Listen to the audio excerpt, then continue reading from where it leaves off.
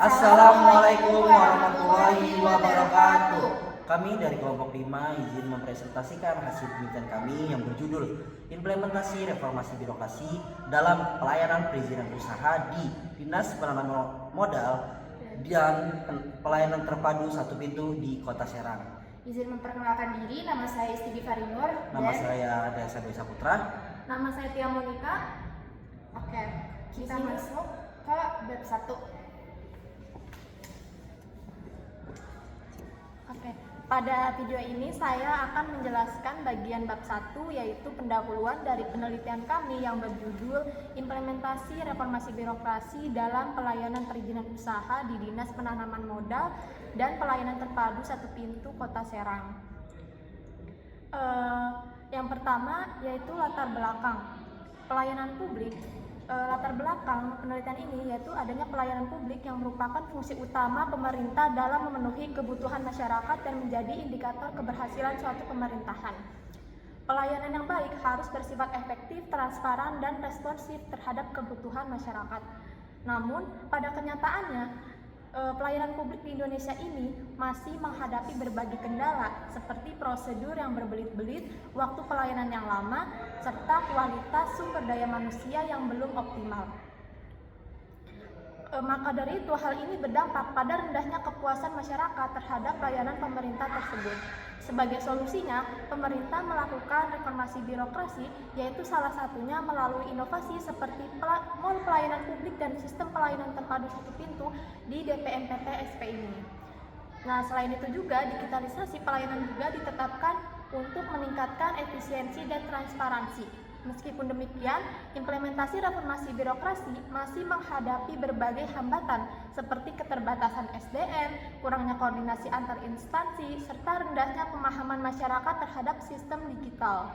Oleh karena itu, penelitian ini penting dilakukan untuk mengkaji sejauh mana reformasi birokrasi tersebut mampu meningkatkan kualitas pelayanan perizinan usaha di Dinas Penanaman Modal dan Pelayanan Terpadu Satu Pintu di Kota Serang.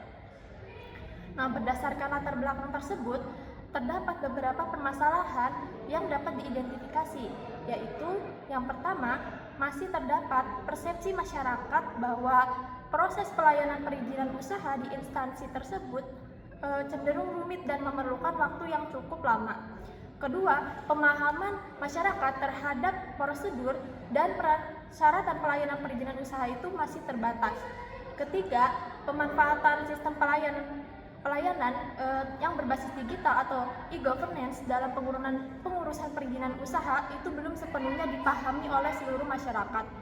Dan yang keempat, itu pelaksanaan reformasi birokrasi dalam pelayanan perizinan usaha masih menghadapi beberapa kendala baik dari sisi sumber daya manusia, sistem pelayanan maupun manfaat teknologi informasi.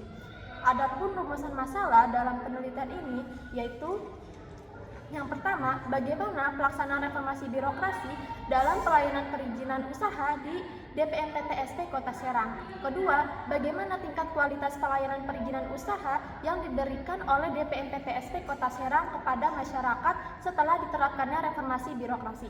Ketiga, apa saja hambatan yang muncul dalam pelaksanaan reformasi birokrasi pada pelayanan perizinan usaha di Dinas Penanaman Modal Kota Serang tersebut. Dan yang keempat, bagaimana langkah-langkah yang ditempuh oleh DPMPT SP Kota Serang dalam mengatasi berbagai hambatan dalam implementasi reformasi birokrasi pada pelayanan perizinan usaha. Selanjutnya yaitu tujuan dari penelitian ini adalah untuk yang pertama mengkaji secara mendalam implementasi reformasi birokrasi dalam pelayanan perizinan usaha di DPMPT SP Kota Serang. Kedua, menilai kualitas pelayanan perizinan usaha yang diberikan kepada masyarakat setelah adanya penerapan reformasi birokrasi. Ketiga, mengidentifikasi berbagai kendala yang dihadapi dalam pelaksanaan reformasi birokrasi pada pelayanan perizinan usaha di DPMPT SP Kota Serang. Dan yang keempat, menganalisis upaya-upaya yang dilakukan oleh DPMPT SP Kota Serang dalam mengatasi kendala yang muncul dalam implementasi reformasi birokrasi pada pelayanan perizinan usaha. Selanjutnya, manfaat.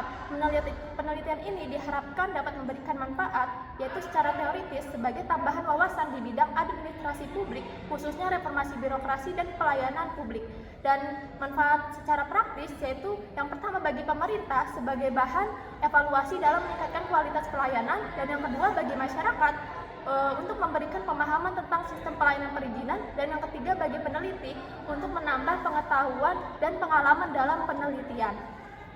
Baik, selanjutnya bab 2. Baik, masuk ke dalam bab 2 yang dimana berisi kajian teori. Adapun beberapa kajian teori yang kami bawakan, yang pertama ada teori implementasi kebijakan publik. Nah, teori ini menjelaskan bahwa sebuah kebijakan itu nggak cukup cuma dibuat saja, tapi harus dijalankan dengan baik di lapangan. Implementasi itu juga proses yang melibatkan banyak hal seperti orang-orang, aktor, contohnya aturan, dan kondisi nyata di lapangan. Jadi berhasil atau tidaknya kebijakan itu tergantung dari bagaimana pelaksanaannya, bukan cuma dari isi dalam kebijakannya saja. Nah, yang kedua ada indikator implementasi kebijakan. Nah, adapun 4 faktor ini, faktor utamanya yang menentukan kebijakan berhasil atau enggaknya, yaitu terkait komunikasi. Komunikasi ini adalah salah satu dari bagian informasi harus jelas biar nggak salah paham. Yang kedua ada sumber daya, harus ada SDM, dana dan fasilitas yang cukup. Sikap pelaksanaan juga, aparatur harus mempunyai komitmen dan niat melayani. Dan adapun struktur birokrasi di mana sistem harus jelas dan gak ribet.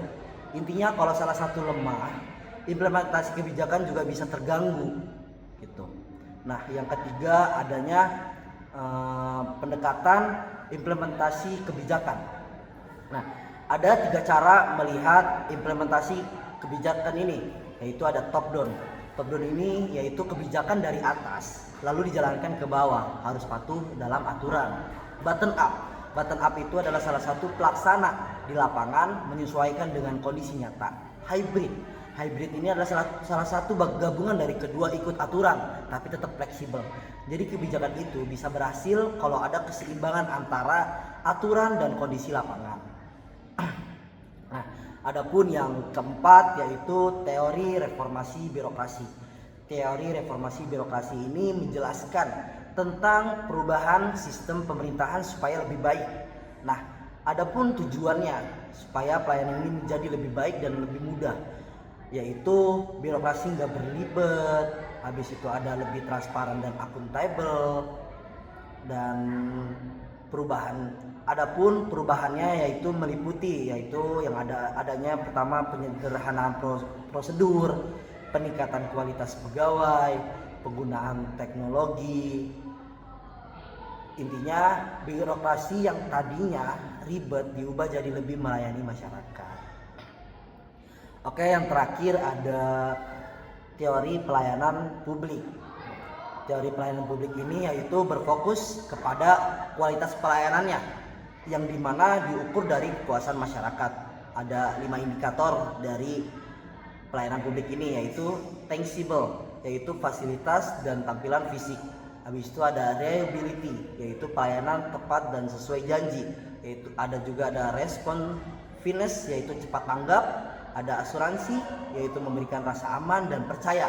Adapun empati, adanya peduli dan memahami kebutuhan masyarakat. Nah, kalau pelayanan ini memenuhi harapan masyarakat, berarti kualitasnya juga bagus. Oke, saya kembalikan kepada bab 3. Sebelum masuk ke dalam bab 3 ada kesimpulan yang dimana implementasi kebijakan ini juga bagaimana kebijakan ini dijalankan, adanya apa yang menentukan berhasil atau tidaknya dalam indikator tersebut, adanya pendekatan, cara melihat pelaksanaannya, adanya reformasi birokrasi dalam perubahan sistemnya, adanya pelayanan publik dalam hasil akhir dalam kualitas layanannya gitu. Nah, saya lanjutkan kepada bab 3. Terima kasih. Oke, selanjutnya pada bab 3 dalam penelitian ini itu tentang metode yang digunakan peneliti untuk melakukan penelitian. Jadi secara umum, metode penelitian itu diartikan sebagai cara ilmiah yang digunakan untuk mengumpulkan data agar tujuan penelitian itu bisa tercapai. Dalam penelitian ini, metode yang dipilih itu harus sesuai dengan tujuan, sehingga mulai dari prosedur, teknik, sampai instrumen penelitian itu saling berkaitan dan mendukung satu sama lain. Nah, jadi penelitian ini tuh menggunakan pendekatan kualitatif dengan jenis penelitian deskriptif. Artinya peneliti itu ingin memahami secara mendalam bagaimana fenomena yang terjadi di lapangan, khususnya terkait implementasi reformasi birokrasi dalam pelayanan perizinan di Dinas Penanaman Modal Pelayanan Terpadu Satu Pintu Kota Serang. Nah, pendekatan ini nggak hanya berfokus pada angka, tapi lebih pada pemahaman maknanya. Nah, seperti perilaku aparatur, persepsi masyarakat, serta kondisi nyata pelayanan publik. Dan data yang dihasilkan biasanya berupa penjelasan atau narasi yang menggambarkan situasi secara menyeluruh.